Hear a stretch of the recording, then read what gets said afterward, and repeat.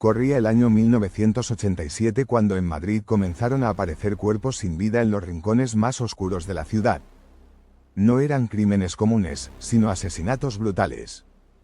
Las víctimas eran en su mayoría indigentes, personas que vivían en la calle y que parecían haber sido atacadas con una violencia desproporcionada. Lo más perturbador era el estado en el que se encontraban los cuerpos, algunos con signos de haber sido golpeados brutalmente, otros mutilados, y en algunos casos, se descubrieron evidencias de canibalismo. La policía estaba desconcertada. No había testigos, no había conexiones aparentes entre los crímenes, y sobre todo, no había sospechosos. Los asesinatos no paraban. En un periodo de 7 años, más de una decena de indigentes fueron encontrados muertos en condiciones espeluznantes. La población vulnerable comenzó a vivir con miedo. ¿Quién era capaz de asesinar con semejante brutalidad? Y sobre todo, ¿por qué? Al principio, los crímenes fueron pasados por alto por los medios de comunicación, ya que las víctimas no eran personas con influencia ni poder. Pero cuando se acumularon los casos, la prensa empezó a hablar del asesino de indigentes, y las autoridades se vieron presionadas para encontrar al responsable. La investigación avanzaba lentamente, hasta que en 1994, un hombre se presentó voluntariamente en una comisaría de Madrid. Su confesión dejó sin palabras a los agentes.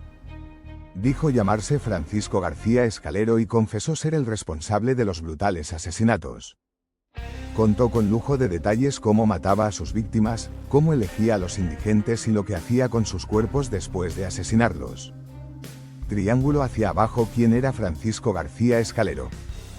Francisco nació en 1954 en Madrid y desde niño mostró señales preocupantes de comportamiento violento. Tuvo problemas de conducta en la escuela, mostraba una agresividad incontrolable y tenía una obsesión con la muerte. A medida que crecía, su comportamiento se volvía más perturbador.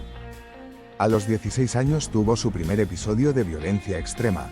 Agredió a un compañero sin motivo aparente. Fue hospitalizado varias veces por problemas psiquiátricos, pero nunca recibió un tratamiento adecuado. En su juventud, comenzó a llevar una vida errante, bebiendo alcohol en exceso y durmiendo en las calles de Madrid. Fue en esa época cuando sus instintos asesinos comenzaron a manifestarse. Francisco atacaba a sus víctimas en lugares oscuros y solitarios. Utilizaba piedras, cuchillos o cualquier objeto contundente para matarlas. En algunos casos, después de asesinarlas, permanecía con los cadáveres durante horas, hablándoles, abrazándolos o incluso cometiendo actos de necrofilia. Pero lo que más horror provocó fue su confesión sobre el canibalismo. Admitió que en algunas ocasiones, después de matar a sus víctimas, había probado su carne. Según sus propias palabras, esto lo hacía sentir más cerca de la muerte. Cuando su caso llegó a los tribunales en 1995, los psiquiatras determinaron que Francisco García Escalero era completamente inimputable. Su diagnóstico fue esquizofrenia paranoide, lo que significaba que no era consciente de sus actos en el momento de cometerlos. En lugar de ser condenado a prisión, fue ingresado en un hospital psiquiátrico de máxima seguridad. Allí pasó los últimos años de su vida hasta que falleció en 2014. El caso de Francisco García Escalero sigue siendo uno de los más escalofriantes en la historia criminal de España. No solo por la brutalidad de los asesinatos, sino por la vulnerabilidad de las víctimas y la incapacidad del sistema para detectar a tiempo el peligro que representaba este hombre. A día de hoy, sigue siendo recordado como uno de los asesinos en serie más atroces que ha tenido España, un hombre cuya mente perturbada lo llevó a cometer actos inimaginables.